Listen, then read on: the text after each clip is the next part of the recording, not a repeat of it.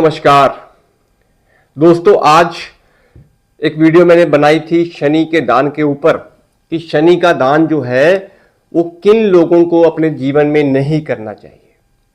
तो काफी कमेंट उस वीडियो के ऊपर आए थे, तो मैं आज पार्ट बी जो है वो इस वीडियो में आपसे जिक्र करूंगा कि शनि देव का दान किन लोगों को जो है वो कुंडली के अनुसार नहीं करना चाहिए और शनि के दान किन लोगों को ज्यादा करने चाहिए। तो पूरी बात रखूंगा। एस्ट्रो गाइड मलिक में आप सभी का वेलकम। दोस्तों, शनि क्लियर कर दूं, कुंडली में शनि दो तरह का होता है। एक होता है कुंडली में शनि बुरा, जो आपको बुरे फल देगा। एक होता है शनि अच्छा, जो आपको नेक और उत्तम फल देगा। कुंडली में लाल किताब के अनुसार जब दो ग्रह इकट्ठे होते हैं तो तीसरे ग्रह का निर्माण करते हैं। तो बुरे भावों में शनि की संज्ञा क्या होगी? जब कुंडली में मंगल और बुध इकट्ठे होंगे तो शनि खराब होगा। मंगल और बुध जब इकट्ठे होंगे तो वो शनि का निर्माण करते हैं, जो शनि बुरा है। और दूसरी कंडीशन में बृहस्पति और शुक्र जब इकट्ठे होते हैं तो ये भी शनि का निर्माण करते हैं, लेकिन ये केतु की तरह अच्छी सोच का होता है, बड़े पैसे देने वाला होता है। और इसी तरह दोस्तों, जब आपकी जन्म कुंडली में शनि लगन में बैठे हैं, हालांकि लगन में शनि नीच का है तो हमें नीच के दान करने चाहिए, तो शनि लगन में बैठे हैं, शनि आपके छठे भाव में बैठे हैं, शनि आपके अष्टम भाव में बैठे हैं, शनि कुंडली में आपके कहीं ना कहीं पंचम भाव में बैठे हैं दोस्तों, तो इस कंडीशन में आपको शनि के दान करने चाहिए।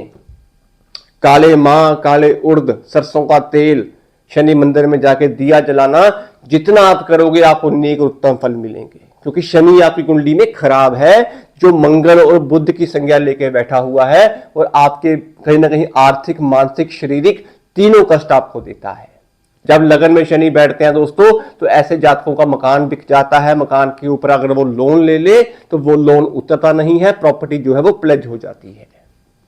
पंचम में शनि संतान नहीं देते, संतान पक्ष से पीड़ा होती है, संतान बहुत लेट जाके जो है वो इंसान को मिलती है। छठे में शनि रोग बढ़ाते हैं, घुटनों पैरों के दर्द जो है वो बन जाते हैं और कर्जा जो है वो बढ़ जाता है। तो यहां पे शनि के दान करने हैं। दूसरी कंडीशन में शनि अगर आपकी कुंडली में दूसरे घर में बैठा है, शनि आपकी कुंडली में नवम भाव में बैठा है, शनि आपकी कुंडली में द्वादश भाव में बैठा है, मेरे कहने का मतलब कि शनि अगर बृहस्पति के घरों में बैठा है, दूसरा, 9th हाउस और 12वां भाव, तो यहां पे आपको शनि के दान नहीं करने हैं, क्योंकि यहां पे ऑलरेडी शनि धर्मी होकर बैठा हुआ है। आपको अगर आप शनि के दान करोगे तो आप में से वो शनि की ऊर्जा जो है वो खत्म होनी शुरू हो जाएगी। तीसरी कंडीशन में शनि अगर आपके सप्तम भाव में बैठा है दोस्तों, शनि अगर आपके दसम भाव में बैठा है, शनि आपके 11वें घर में बैठा है, तो भूल के भी शनि का दान मत करना। शनि सप्तम भाव में लाखों की इनकम देते हैं। 36 साल से लेकर 42 साल की उम्र में अगर ऐसा जातक किसी गरीब घर में भी पैदा हो जाए तो शनि आपको मकान, पैसा, प्रॉपर्टी, सुख, फैक्ट्रियां सब कुछ देने वाले होते हैं, अगर सप्तम का शनि बैठा है। और अगर आपने यहां पे बृहस्पति की ऊर्जा को बढ़ा दिया, दान, कर्म, पुण्य, इन चीजों में अगर आप लिप्त हो गए तो बिजनेस भी नीचे आएगा और शनि की पावर बिगड़ जाएगी। जितना प्रॉपर्टियां आप अपने नाम से लेना चाहते हो ले सकते हो, अगर शनि आपकी कुंडली में अच्छी है तो। सप्तम का शनि बहुत उच्च का होता है, अच्छे फल देता है।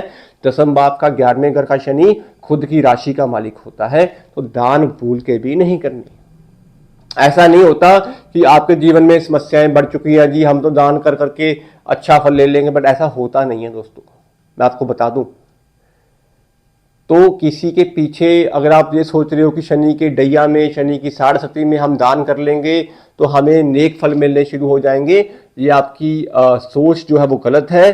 कुंडली में अगर शनि मालिक अच्छे घरों का भी है, सप्तम भाव में बैठा है, दसम घर में बैठा है, 11वें घर में बैठा है, तो वो आपको पैसा देने के लिए बैठे हुए हैं।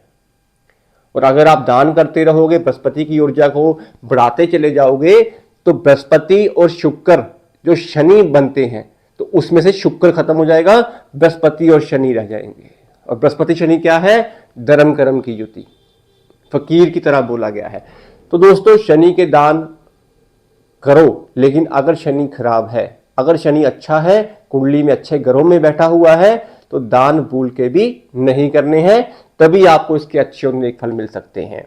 दूसरी कंडीशन में दोस्तों, शनि से अच्छे फल लेने के लिए आपको नॉन वेज, मांस, मच्छी, मदिरा, ये ड्रिंकिंग की हैबिट्स जो होती हैं, ये सबसे बुरा रूप होता है शनि का।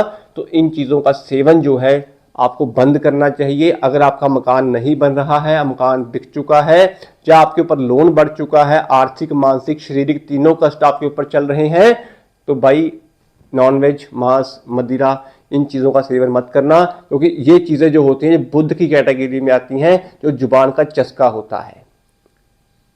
और मंगल जो तंदूरी है, अग्नि है, तो मंगल बुध मिलके क्या बनते हैं? शनि, जो राहु का स्वभाव होता है। फिर प्रॉब्लम्स में आप आ जाओगे। तो इस चीज़ों को समझना और जानना बड़ा जरूरी होता है, तभी आपको कुंडली में शनि के अच्छे फल जो है वो मिल सकते हैं। बाकी दोस्तों, मैं तो यही कहता हूं कि कुंडली के अनुसार अगर आप काम करते हैं, कार्य करते हैं, तो आपको अपनी कुंडली के बारे में नॉलेज भी होती है और आप ज्ञान भी ले सकते हैं। तो इसके अकॉर्डिंग चलें, आपको अच्छे और नेक फल मिलेंगे। बाकी कोई क्वेश्चन आपका होगा तो भाई आप कमेंट में पूछ लेना। मेरा मेन मकसद था आपको बताने का कि शनि के दान कब करने हैं और कब नहीं करने हैं। तो ये दो कैटेगरीज में शनि को हमने बांटा है, मंगल, बुध, बृहस्पति, शुक्र। तो आपने किसकी ऊर्जा को बढ़ाना है वो आप जाने। तो दोस्तों, आज के लिए इतना ही। मिलते हैं अगली वीडियो में किसी और टॉपिक के साथ। सभी मेरे भाई बहनों को जय श्री श्याम और सभी मेरे भाई बहनों को जय श्री राम। अपना ध्यान रखें।